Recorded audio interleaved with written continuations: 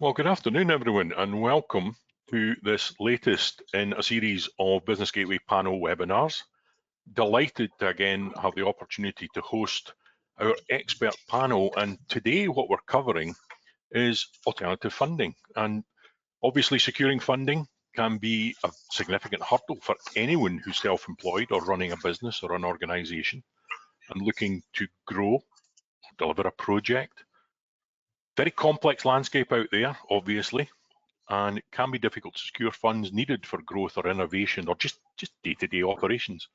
So on this webinar, what we're hoping to do is to explore some of the alternative funding options that are available across Scotland. As I said, we have an expert panel with us today, which I'm delighted to have with us. And they're going to guide us through some of those innovative funding solutions that are open and available to us. Wee bit of housekeeping, first of all, just to cover. Everybody that's participating is on mute to avoid any background noise. We are recording the session, so we'll make it available later so that people can actually join in later if they haven't had the opportunity to do so. Please feel free to submit questions via the chat on the side. We will try to get to as many of them as we can. The ones we don't, we'll pick up later on. As I say, anything not covered, feel free to get in touch later on. So first of all, if I can, I would like to get the panel to introduce themselves, their organisation, and tell us a bit more about who they are and what they do. So I'm going to come to Jackie first for that. Thanks very much, Hugh. And I wish I could see everybody that's joined us, but fantastic to have you with us. So yes, just to introduce myself, I'm Jackie Waring, and I founded both Investing Women Angels and Accelerate Her. So I'll just tell you very briefly about both. So Investing Women Angels was Scotland's first all-female business angel group. So we invest in the early days, it wasn't exclusively all female founders, but there's actually very few of our investments have been in male founded teams, if you like, and businesses. So it's now exclusively female founded companies that we invest in. And useful for people to know, I think, the definition that we use of that, because it's all about diversity, and it's good to have diverse teams. So it's not about female only teams. It is about having at least one female founder in the team, in the founding team, who's got significant equity and decision making, within that company. That's the measure. And we're thrilled to see many very highly innovative businesses in this space. We've invested in 26 companies to date, and our investment has leveraged over 55 million into those businesses. And as I say, the vast majority have been female founded, a lot in the life sciences and tech space, but wider than that in other sectors too. So we're sector agnostic. So I'm now just a member of the group. It's my colleague Rona Campbell who runs it, but I'm still very much involved in what's happening there. The other company, Accelerate Her, is, as the name would suggest, is all about the other side of the equation. It's supporting growth ambitious female founders, to go for growth, scale and investment, and to increase the visibility of female founders. So we're all about trying to create greater equity there, and just see more investment going into those female founded companies. So very much the plan, and 10 years at that now has indeed created a pipeline of fantastic female founded companies who we're succeeding in getting in front of investors, not only Investing Women Angels, because you really need collaboration in the investment community for that to work. So we do many learning opportunities. We're Barclays UK-wide partner for female founders. So we've got a tech accelerator live right now. Well, the application is live right now until the 1st of November, and we proactively mentor. Well, we've mentored over 800 female founders now UK-wide. And that's our angels that do the mentoring.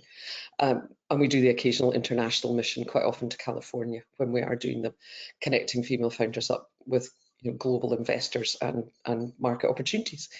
Lots more I can tell you. That's more than enough for me. Thank you. Brilliant. Thank you, Jackie. Kieran, come to yourself. Yeah, and thanks very much for inviting me today. I'm extremely excited to be here. My name is Kieran Daly and I'm Head of Market Building at Social Investment Scotland. So Social Investment Scotland, we've been around for almost 25 years now and primarily investing in charities and social enterprises, amounts of 10,000 up to 1.5 million.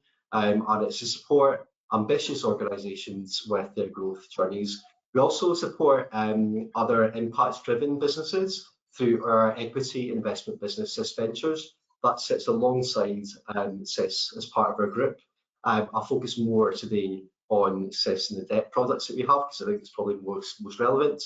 And also the work that I do. So one of the aims of Social Investment Scotland is to support organisations in Scotland grow and to reach their full potential and become investment ready, because as you said at the start of the webinar, it can be quite a minefield, I guess, in terms of identifying different funding sources and also identifying when to take investment and how to ask for it. So we support organisations to look at the whole investment journey, which goes beyond looking at just the numbers. It looks at the governance of the organisation, looks at the impact that's created, the systems, the team, the whole package that's needed to look at how an organisation might become investment ready and deliver significant impact in Scotland. So that's the background of what we do, and we're delighted to be here today.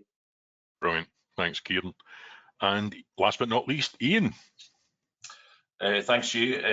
A very good afternoon to everybody that's attending, and like the others, I'm delighted to be here. Any opportunity we have to help support SMEs and people that are looking for finance is one that I gladly will take. I'm the Chief Operating Officer for DSL Business Finance Limited. I suppose I was a career banker to trade, 37.5 years with Royal Bank of Scotland in various positions, senior positions, involved with businesses since, I suppose, late 80s, early 90s, so kind of steeped in the business background. So DSL stands for Developing Strathclyde Limited, which is where it was formed. And established in 1993, a community development financial institution based in Glasgow, but we cover the whole of Scotland. And we look to develop enterprise opportunities to help grow businesses and jobs, and really to strengthen the sustainability of local communities, really. And probably recognised as a small lender, but between January 2000 and March 2024, we've delivered over £43 million worth of lending to probably just over 2,000 businesses, creating and maintaining 8,500 jobs in Scotland. And just on Jackie's point and the female founder businesses, we're very proud of the fact that over the last 5 years, we've lent 40% of our loan book to women-led businesses, 412 enterprises, about £8.5 million. We're FCA regulated, and it's a great place to work, and it's a great place to try and help our colleagues that are and people looking for financial support away from mainstream lenders. Brilliant, thanks, Ian. And Ian, just I suppose we may get into this later, but just make the point just now, of course, that DSL is one of the players in the British Business Bank's investment fund for Scotland. So yes, a really important funding opportunity. We'll probably get into that in a wee bit more detail later on. I think, yeah, we will do.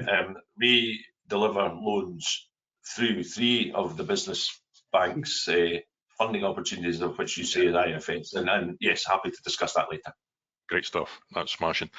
So hopefully folks participating will get the flavour.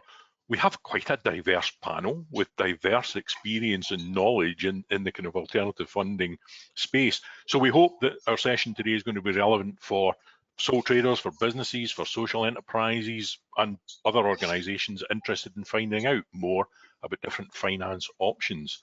The kind of things we're hoping to cover: most common alternative funding sources, how the whole alternative funding options compare to traditional bank loans, these kind of things.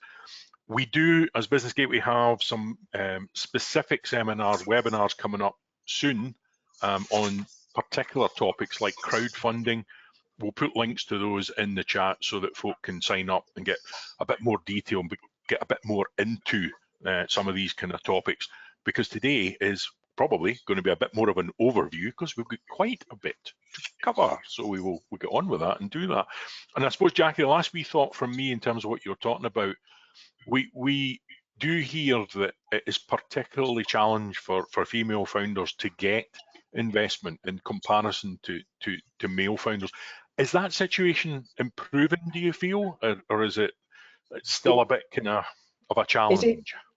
It is improving too, but it is still a challenge. So at the point of setting up Investing Women Angels, and we should differentiate, and I know we're going to do that later as well, between angel investment and venture capital investment, because the stats are quite different between the two. VC is worse. So on the angel investment front, here in Scotland, and it was only, there's not really proper data collection, although I think that is getting better. But when we started 10 years ago, we estimated about 2% that was going into female-founded companies. And it's now, latest stats would suggest around 14%. But it's still, when you're looking at, and congratulations to Ian on your stats, that's really brilliant, but when you're looking at, certainly at startups in parts of Scotland, there are more female founders starting up than men, and overall it can't be, I don't know what the figure is, you probably know actually, Hugh, for the whole of Scotland, but it can't be that far off 50%, in terms of startups. So, really, you ought to be seeing that sort of growth trajectory, and therefore the percentage of those companies that are going for investment, you should be seeing those figures ultimately reaching 50%, 50-50. So we're a long way from that. And if you look at the US, the figures are a lot better. So I've been tracking that and working with people in the US for many years now, and it's closer to the 40%, somewhere between 35 and 40% in the US.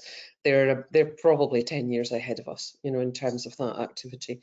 But not, again, it's the same, it seems to be the same all over in terms of VC activity, which of course by default is bigger amounts of money. And when you look at the stats in terms of the value of the investment, I think it's only about 2% still that's going to female founded companies. Okay.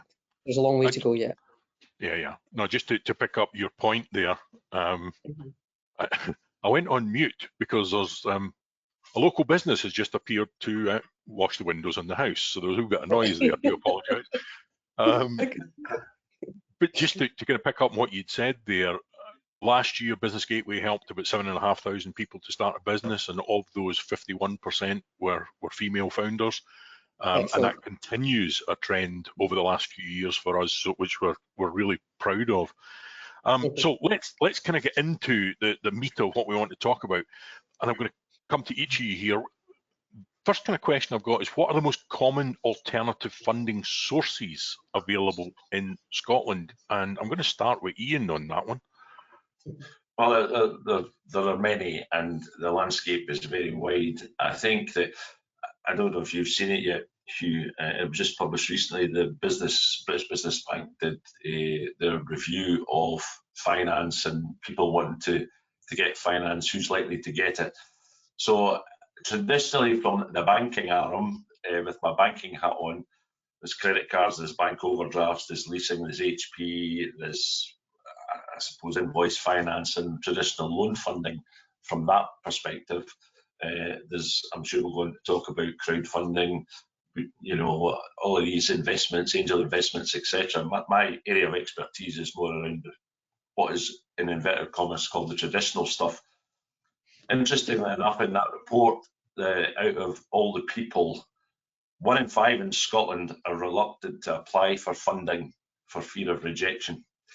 And 52% of the Scottish population are less confident to seek external finance due to their skills and ability of putting things together. Kieran was talking about, and we do this as well, is trying to make people investment ready.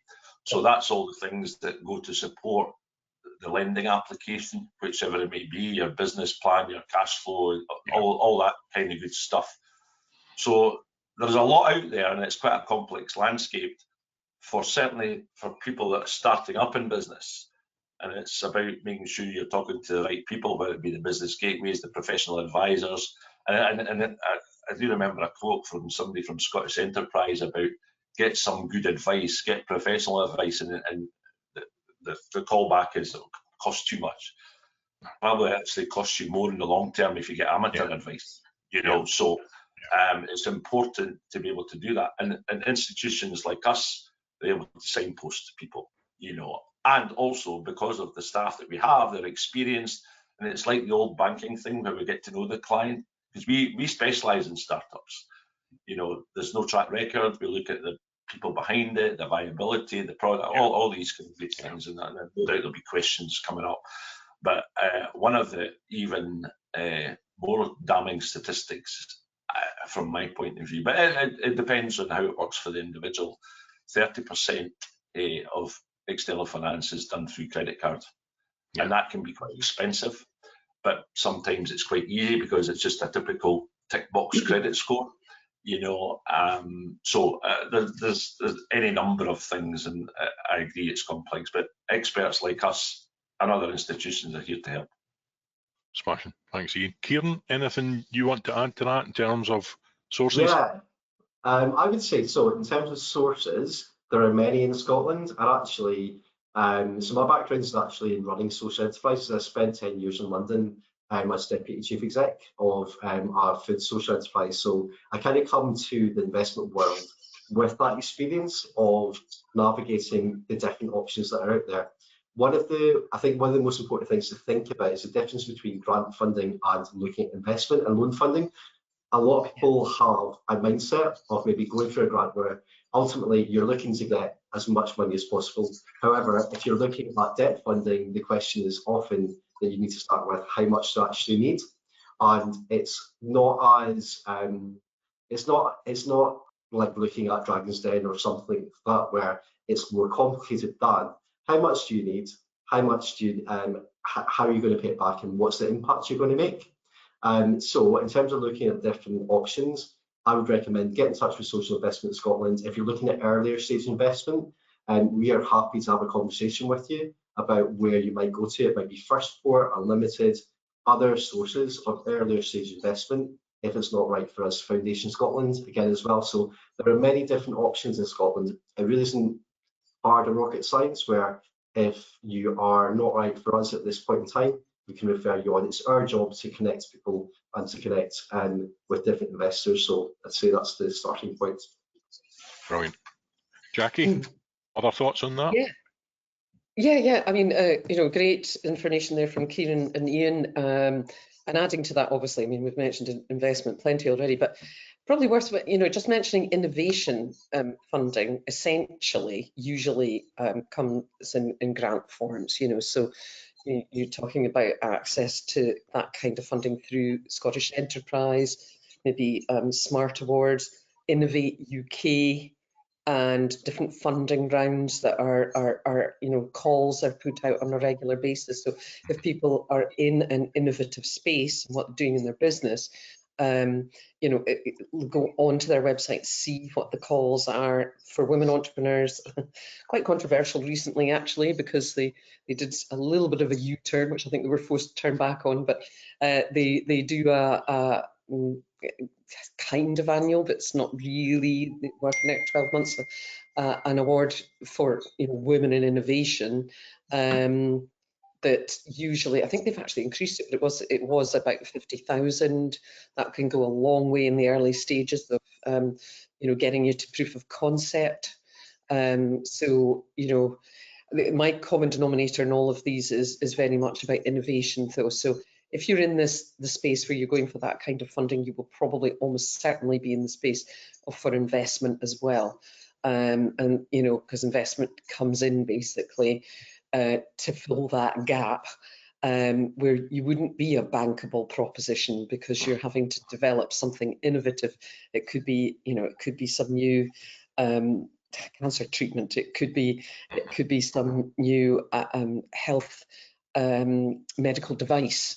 It could be something like that, or new technology, and it's some time before you'll generate revenue. So therefore, you know, the normal sort of more debt-based instruments are not going to work at that stage for your company. So that's where, you know, high risk really, you know, investors come in to help fill the space. So quite often that innovation funding is very much a good lever for then attracting investors in, because they can see that a company's been awarded Smart Award or something through Innovate UK, which makes it a lot easier for investors to come in alongside that. Yeah. And particularly since the innovation funding might be helping you get to a stage in your business where you've kind of proven the concept, and you've got perhaps a minimum viable product by the stage you're looking for investment, which will make raising investment considerably higher. Probability might be the way to put it. We'll get into that more. Yeah, no, that's great. And that kind of touches on this idea of, as it's sometimes described, a cocktail of funding, but you don't have funding just from one place. There's packages from different places. We've had a question specifically for Ian, so I'm going to put you on the spot here, Ian. That's okay. How do you determine who to lend to and who not to? Is it on an individual basis in a case-by-case situation, or is it very fixed and computer decides? That's a really good question, and I do have an answer for that. That's okay. It's certainly not fixed. In some of the presentations we used to do in the early days, we used to differentiate between, we had two slides. This is the bank's approach to lending. This is DSL's approach to lending. Yeah. So the bank's approach always had credit scores drive the initial decision, and security was required, a trading history was required, always needed a capital. Whereas it's a behaviour piece that matters more than the score. Assets are not generally required. We actively fund startups, and we don't necessarily need any contribution. What we look at, in all phases, and we've got an experienced team, as I said before, ex-bankers, and it's more like the old banking days when you got to know the client, where we would look at the individual. So we'd look at their CV, we'll get to discuss what they've done, etc. The viability, potential viability of the business in terms of the figures and the business plan they've put together, all these kind of good things, and the affordability piece through the cash flow. So it is done on a case-by-case basis. And there's nothing really that we say, because you've got this, we're not doing it. We try to help our client as much as possible. And going back to Kieran's point about making sure that the amount is correct, we would have that in-depth discussion based on the information and the discussion with the client to say, are you sure that's the right amount? Do you not need a bit more? Do you really need that amount? So very much so, we do it on a case-by-case basis, but really it's about the behavioural piece of getting to know the individual, what their route to market is, what their product is, what their offering is. So yeah, I wouldn't say it's all cuddly, but it's not like a computer, or it's not holding, you'll speak to this person, etc., etc. So we're very much client orientated, and what we do find, although, is that many people that have come to us and got loans from us will come back to us, not just for more money, but for some advice, because we have that relationship, and we maybe signpost them to whatever, have you thought about this, thought about that. So case-by-case basis. Grand. Okay, that's really helpful. And I suppose just kind of building on that and thinking about the comparisons between alternative funding options and traditional bank loans, how do they compare? Do you mean in a DSL point of view? From DSL, I'll start with yourself, Ian, in terms of that kind of question of how does alternative funding options compare to traditional bank loans? Is there what are the differences or the similarities for that matter? Yeah, I think there are certainly some similarities, because it's a loan in effect. We offer loans and banks offer loans. I suppose where the difference would be is we very much look at our lending is all based on a fixed interest rate, so it's not related to base. So for those of you that know about base rate, when it goes up and down, your interest rate will fluctuate when there's a base rate increase or reduction indeed. So ours is fixed. So the advantage is you know how much you're paying for the life of the loan, and if there's a change in interest rates to that particular fund later down the line, you've got your interest rate at what it was given to. We also, in some of the funds, we don't have any arrangement fees. We don't necessarily need security. But one of the probably more appealing things that we do is if a business does get into difficulty and they let us know, we will be very sympathetic as much as possible and say, well, what can you afford? And we'll take that and we kind of extend it. We'll provide holidays, capital holidays or payment holidays to try and help work with that business to get it through. It's not a case of we'll send the boys round type of thing. So we do work with the business as much as possible. Similarly, if a business comes into a windfall and they decide, a lot of people say, I need to get my loan paid as quickly as possible. There are advantages to that, but also you never know what's coming around the corner. But if a business does decide to make a lump sum payment of more than the repayments or repay early, there are no early charges. There's no penalty. So that's where we differ from a bank, say. Yeah. You know, so these are probably the main differentiators. As far as we can say. No, that's great. Thanks, Ian. Kieran, anything to kind of add to that? Yeah, I just echo a lot of those points. I mean, the reason that alternative finance providers exist is because of market failure and the fact that, you know, going back to what, 25 years or as long as we've been in existence, quite simply, charities and social enterprises could not get investment from banks because they were far too risky. So for all of the reasons there that Ian has mentioned, a social investor can offer a loan without security.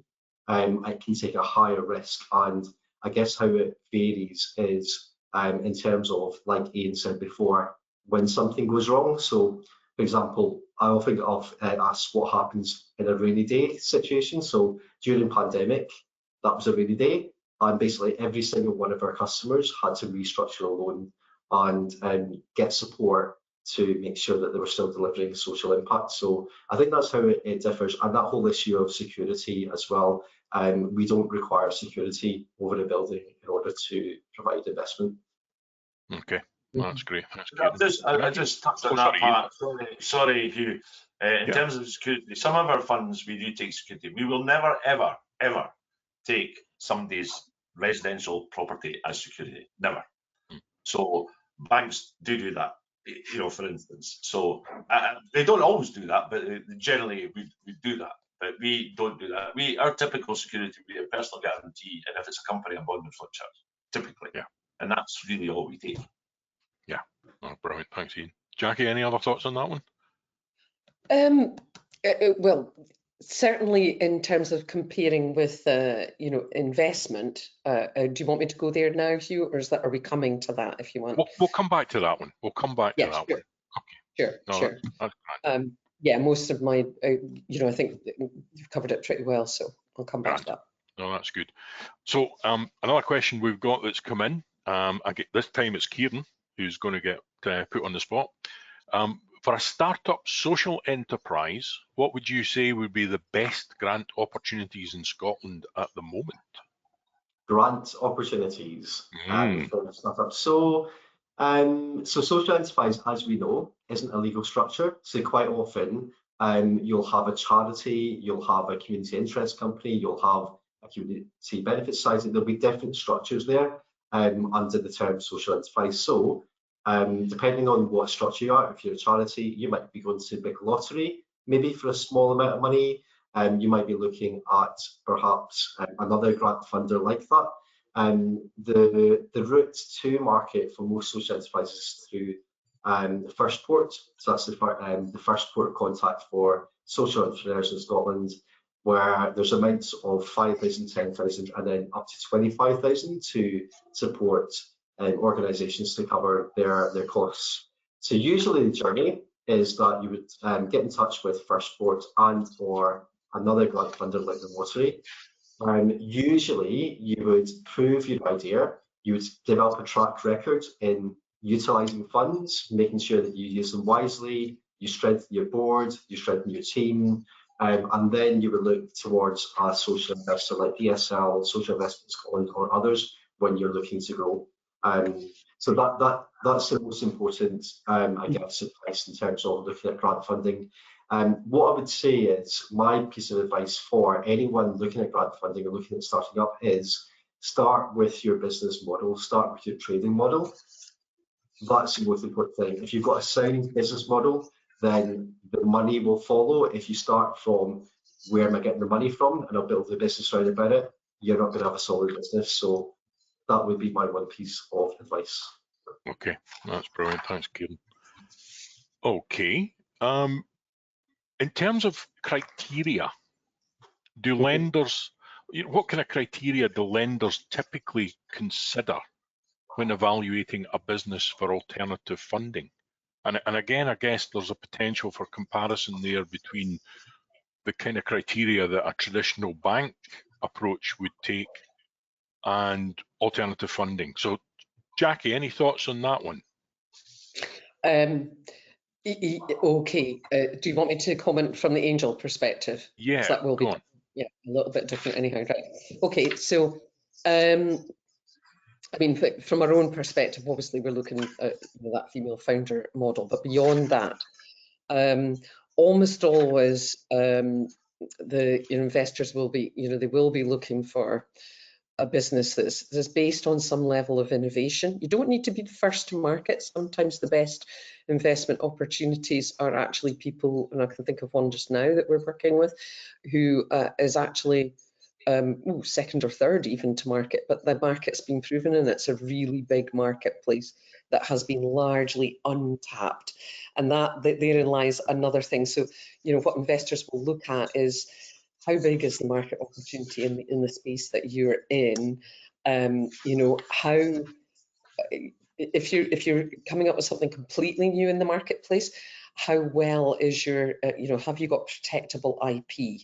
So has your innovation been protected, or is there something there that could be protected? Often I'm talking to female founders who don't realise about, IP protection, and in fact, you can even get grant support towards, audits on your potential for IP support, and sometimes some further support there to help you get it as well. So I'm talking about, I mean, trademarks are relatively straightforward, but you're getting into, most people that are in the kind of businesses that require patents, they will know that they need patents, because that's very scientifically driven usually. So we're looking for that. Go-to-market strategy. This is something, it's not so much a criteria, it's just trying to help people understand what investors look at. And I'm hearing a lot of commentary from the US in particular now that actually market timing alongside your go-to-market strategy are considered one of the key things. It used to be team, but this is now up there pretty much equally important. So whatever the area is in the business, whatever your marketplace is, is your timing good on this marketplace? Certainly the feedback from California more recent times has been the most successful companies, it's been the timing of what they've launched on the marketplace. So that's it is what it is really, in terms of your business, but that's something that would be looked at. But also, exactly what is your go-to-market strategy? Because you often see businesses that have, clearly there's potential, clearly they've got a great innovation, great idea, but what's missing in the information is, well, exactly how are you going to access that marketplace? What is the step-by-step that you're going to undertake to do that? And if people haven't thought about that, then that will be something that actually has to be looked at before they're likely to get investment. Also, I mentioned earlier about having some evidence that there really is demand for what you're doing, but also that your technology, your new innovation works.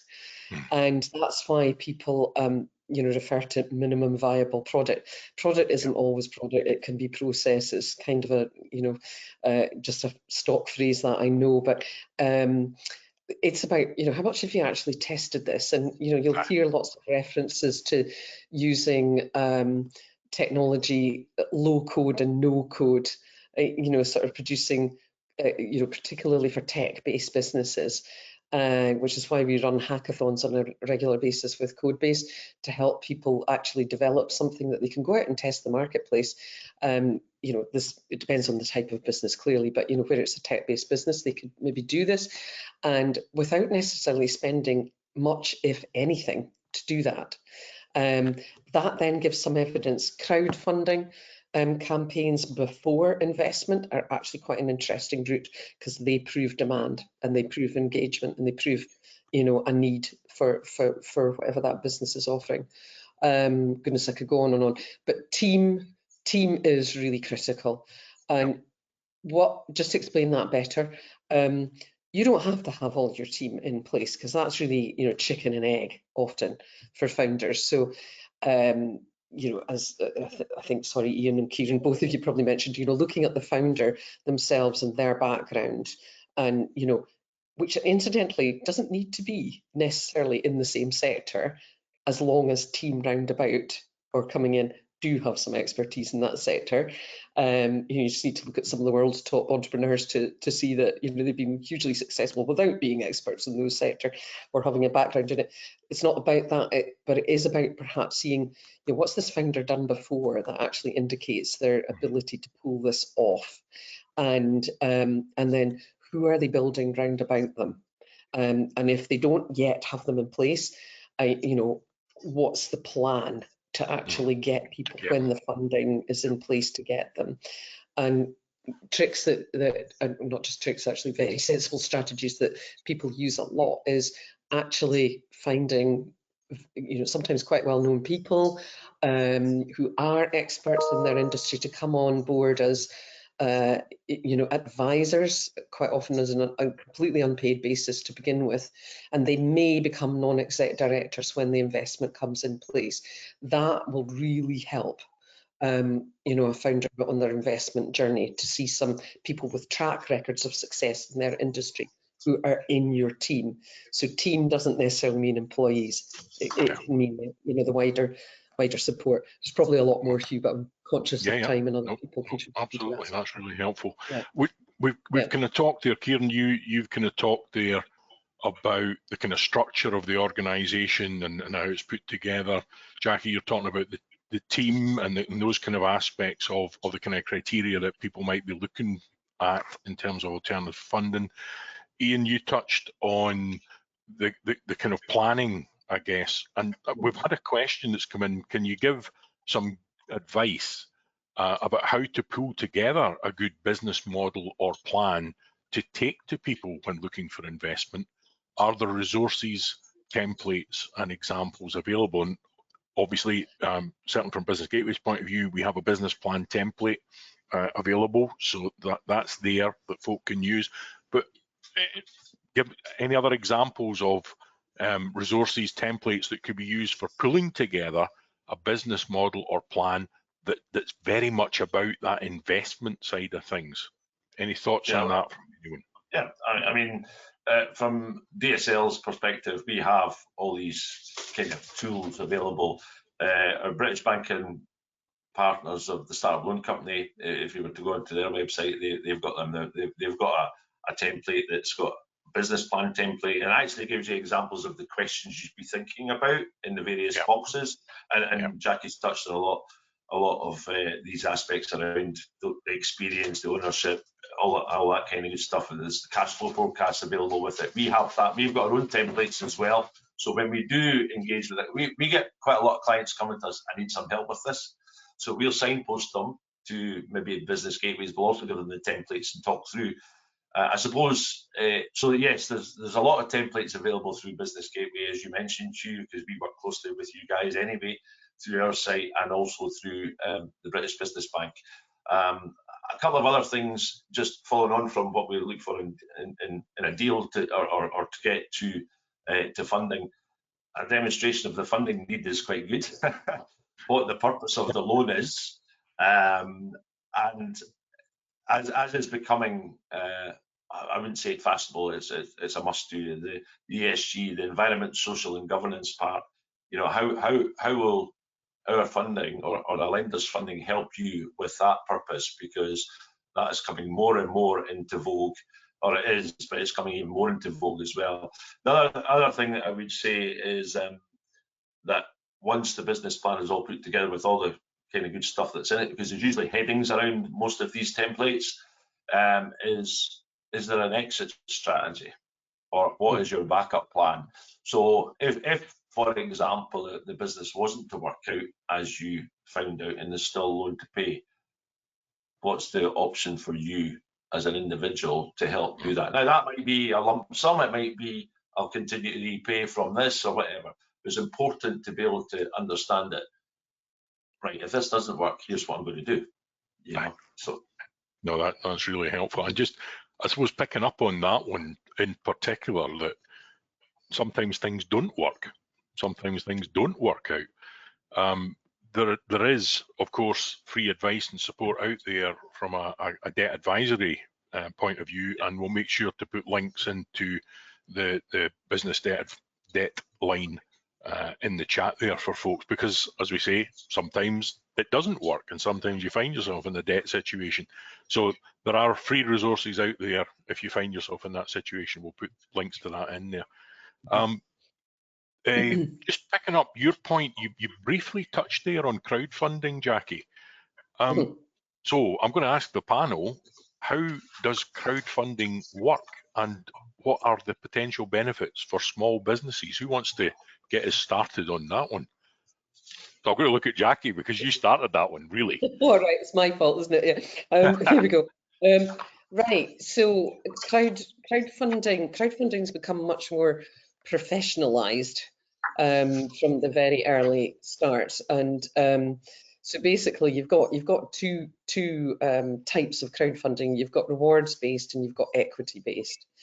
So I've seen both work quite well for companies where rewards based is where you get many people putting money, normally not huge amounts, on the rewards based model, and in return, basically what you're doing is you're building a marketplace for your business, and people have faith, I guess, in what it is you're offering, and you have some usually product really that you can offer them in return for having the faith to put some money into your business. So that's the sort of rewards based, described extremely simply, and it can be a useful model to prove your marketplace, get some money into the business, and take it from there. You've got some money to get the business going. More often than not, what we see with founders are people using equity-based crowdfunding, and there are some very interesting models out there now on that, actually. And if anyone is looking at this, have a look at. It's actually the one I'm specifically going to mention to you isn't actually technically crowdfunded, but if you look at Seed Legals, they're doing a lot online just now, and we are seeing quite a lot of companies using that in interesting ways. They've created something called Seed Fast, and not to get too technical, it's basically what's called an advanced assurance kind of round of funding. So I talked to two very innovative female founders recently that are just launching their company, and they've succeeded in getting, I won't mention who they are, but I can mention the amount, 60,000 of funding there, which doesn't appear to be coming with too many caveats in terms of there's an intention there that company will raise equity, and they're highly probable to get it. Actually, they're very, very good. And when they do, that 60,000 of funding that's being put into them will convert to equity in the company. So, and the people who put, and I'm actually not entirely sure how Seed Legals do this, but the people that are putting the money into that, the whole idea about an advanced assurance round is that you get a discount on the share price when it becomes a share price. It's usually, most frequent one I see is about 20%, so 10 to 20%, 10's a little low, probably 20%. And that's quite an interesting model, and I suspect that they've done that on the basis of it is pretty hard getting investment just now, for many reasons we can come back to if you want. But the whole thing about equity crowdfunding is that you generally need to, People might think it's an easier route. It's not really, because you really need to have a really solid business proposition to go down that route, and you probably need to have probably at least 30%, not a legal commitment, but you know, people having registered their interest in saying that they will invest in your company if you actually manage to pull off the crowdfunding campaign. And you have to work very, very hard at you know, sort of social media promotion. And most people that are successful at this have actually already nailed that before they go live on the platforms, and that then you know, helps them achieve it. It is a useful tool.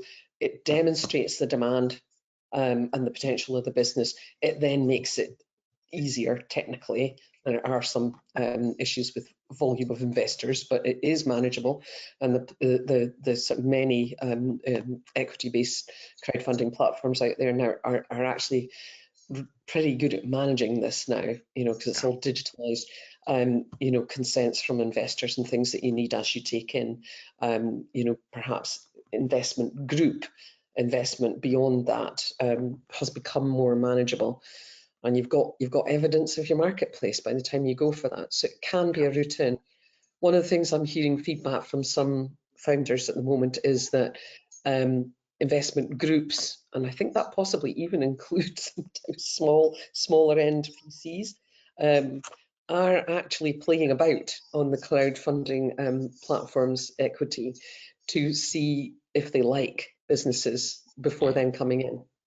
With bigger rounds of funding themselves. So it's pretty interesting what's happening in that field just now. Yeah, that's great.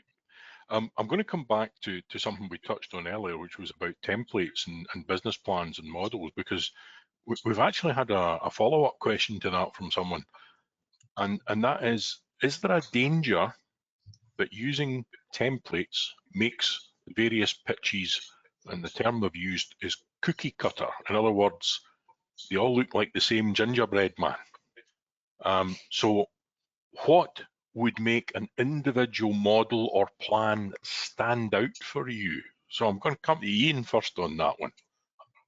I absolutely get the point. It looks the same. They all look the same. The text will be different. And what my biggest advice is, make it personal. If you make it personal to you, to your business, demonstrate your passion for the business. You know, and you can do that on a piece of paper, and it's great when you get into the situation when you are face to face. But make it personal. Demonstrate the passion. Why do you want to be in this business? If you're just in it for the money, is that the right thing to do? That's important. It's an important factor in how you want to grow the business. But personalise it is my biggest piece of advice. Brilliant. Thanks, Ian. Kieran? Yeah, I would echo that. I think going back to the process, so what happens when Social Investment Scotland receives an application, it always starts with a phone call. So you'll speak to an investment manager who will look at your template. So invariably looking at a cash flow projection based on your track record. So we don't invest in startups, so we would look at a cash flow model where there's a track record there behind what you've been trading, and some assumptions about how some investment will help you increase your trading.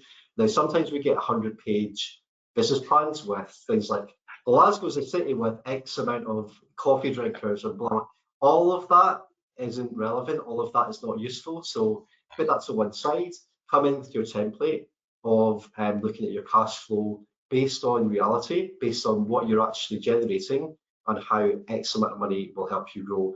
In terms of the impact side, I guess we've always been in vogue. Social Investment Scotland is what we do in terms of the impact that we want to see in Scotland. And that's really how you will really get in touch with our investment managers and be able to engage with us by really conveying what the social impact is going to be in terms of the loan that you're looking for. Brilliant. Thanks, Kieran. I'm very conscious of time slipping away from us here, so I'm going to try and get as many other questions in as I can. And I've got a question specifically here for Jackie. What's the best way to get introduced to investing women angels? Are there any key networking opportunities or events where someone could connect with them? It's a great question. Absolutely, because we're sister organisations, Accelerate Her. If you go to accelerateher.co.uk, I actually want, with people who are women who are looking for investment, I would strongly advocate sign up for the mentoring, because we've got all, not every angel in the group, but quite a large number of the angels in the group now. We are all doing mentoring of female founders. We love doing it, because our mission is way beyond the investment. It is wanting to help the founders. That gets you introduced directly to one investor, and we do see our role as being beyond just finding people that Investing Women Angels might invest in. We introduce to other investors. We do that all the time. So through Accelerate Her, we've got programs that are running all the time. You'll see some meetups. You'll see, unfortunately, it might just be a little bit late in the day. There's a boot camp that starts tomorrow, nearly all of the programs that we're running, at some point there might be angels involved in the program, so you might get the chance to meet them. You might get feedback from them, but certainly you absolutely will through the mentoring. Going for investment too early, never a good idea. So do take advice and try and, that was a good question, because actually, engaging in any events where you can get a chance to get to know, get advice, get feedback, get support before going live with any kind of approach to any angel group is absolutely the way to go. You want to build relationships first. For those that feel that they are ready, then Investing Women Angels, it just says what we do in the tin, so it's just investingwomenangels.co.uk. I got that right, it is .co.uk, or just look us up, Investing Women Angels. Sorry, terrible, I should remember. But there's a link on the website, where you can upload your information when you are ready to go for investment. It goes through to a deal management platform. I would never recommend doing that until you've started to try and build a relationship, not just with us, with any investor, because we will get literally hundreds of, not cold calls as such, but cold contact like that. It's very hard to stand out from the crowd when there's hundreds to look at. You need to build those relationships and have someone who believe within any group really, who might even be a champion for for your company, because they can see the potential, they maybe understand what you're doing, and they help persuade others in the group that this is good business, let's have a look at them. So brilliant. I hope that answers the question. No, yeah. That's really helpful, Jackie. Another question we've had, obviously we're kind of hoping this session is relevant to a whole range of different organisations and structures, as you were talking about earlier on, Kieran. Where do service-led businesses fit within the funding opportunities? The example here that's been given by the person posting the question was lots of reported growth around creative industries, associated services, creative, strategic business, marketing, coaching services, and so on. Are these types of businesses as attractive to investors as product-led businesses? So is there a distinction in anybody's head between service businesses or product, but people who are making things versus people who are providing a service? Is there any distinction in that? Ian, I'm going to come to you first on that. I would say not necessarily. From our point of view, we look at anything, any proposal, and a lot of the proposals that we look at can be coaching, all these kind of good things you're talking about. And as I said previously in the session, we look at it on an individual basis. Is there a demand? Is there a market? What's your experience? One of the other things we probably haven't touched on is that when a business plan is coming together and it's a startup or even a growth business, do you have letters of intent? Do you have contracts? So if you're going to be a coaching business, what sort of hours are you doing? How many people have you got signed up? If you're in that, how many sessions do you expect to run? And for us, it's more about the viability and demand and affordability as well, of course. So we wouldn't say just because it's this business, we're not doing it. If there was something that we weren't comfortable with, we would say why and what to think about next, or whatever. Try and provide as much support and help as possible, and signpost if necessary. Brilliant. Thanks, Ian. Kieran, from a social enterprise kind of point of view, any kind of thoughts from that? Absolutely. I mean, similarly, we'll look at any different business model and different social impact. In terms of service-based social enterprises, we partner with Social Enterprise Scotland on a Buy Social project. So there's one that we run at the moment called Purchase Power, and it's specifically for organisations who are looking to get into corporate and public sector supply chains, and that's something we'll fund. So a great example of that is Social Print and Copy, one of the largest print and copy businesses in Scotland, who are now on Scottish Government's Excel framework, do amazing work. They support people further away from the job market to give them really meaningful job opportunities, and also provide a great service. So we can fund that sort of thing all day long because there's a market opportunity there. There are contracts, so it's completely viable and it's a massive social impact. So that's a good example, I think, of a service-led business that we would look to fund. Yeah. And Jackie, from your perspective, that it's a slightly different thing. That kind of equity funding, the angels, do they feel more comfortable with something where there's that tangible product, or are they quite comfortable with something that's a service kind of side of things? What's your thoughts?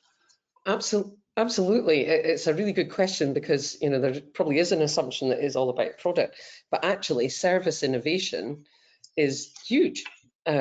So I can give you an example. So I had a call with a lady this morning who's an HR specialist, yeah, and what she's done though is innovate on how that is delivered using technology. So that is quite a busy space, but on paper, given scale potential, even a company like that, it's absolutely a service that's being provided. It's all about where's the innovation, is there a big enough market and demand for that, and can you have that space?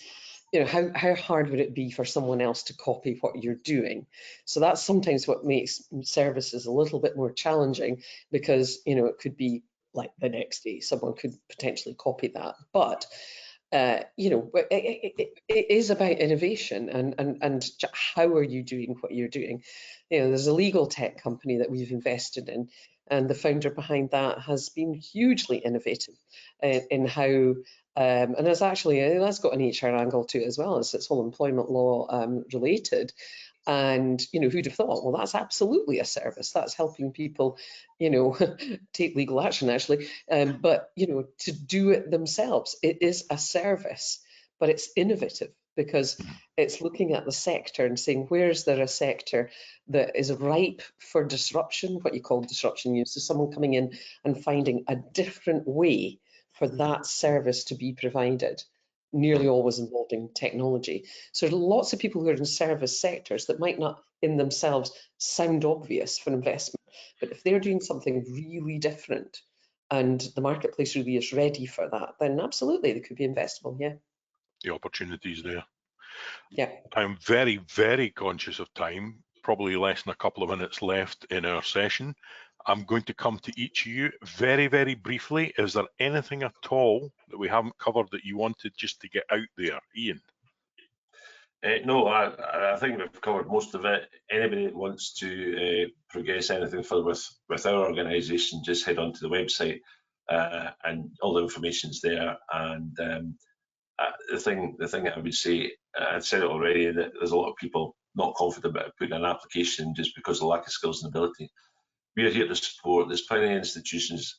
I go back to when I was a youngster growing up, and you think, oh, I fancy this or I fancy that or her or that. I want to ask them out, but they'll say no.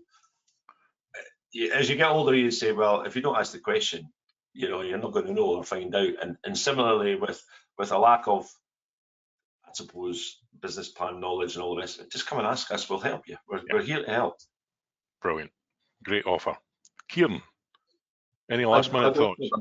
Yeah, and just in terms of getting in touch with a social investor, get in touch early on, not necessarily when you've got an ask of money, because it will help you in the long run figure out your ducks that you need to get in a row.